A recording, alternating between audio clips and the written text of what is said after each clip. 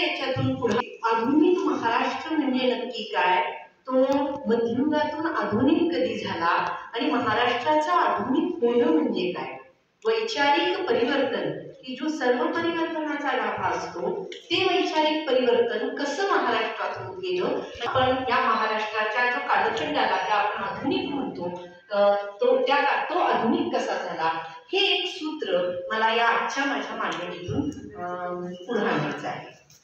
आता जगाच्या इतिहासाचा आधुनिक कालखंड हा 16व्या शतकापासून 17व्या शतकाच्या पहिल्या दशकामध्ये सुरू झाला.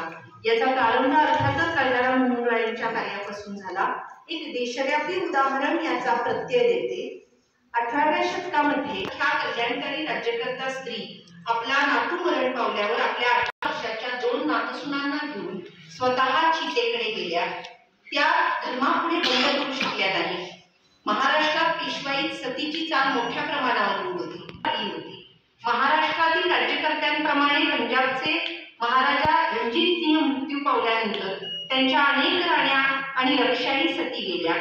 बंगालात तर 1817 ते 1827 या काळात वर्षाला 800 पेक्षा जास्त स्त्रिया सती जात असल्याची नोंद लोकहितवादींनी केली आहे.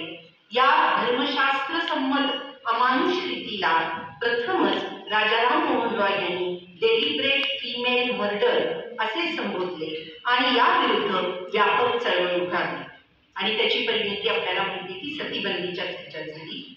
ही होती आधुनिक भारताच्या निर्मितीची प्रक्रिया. म्हणजे अशा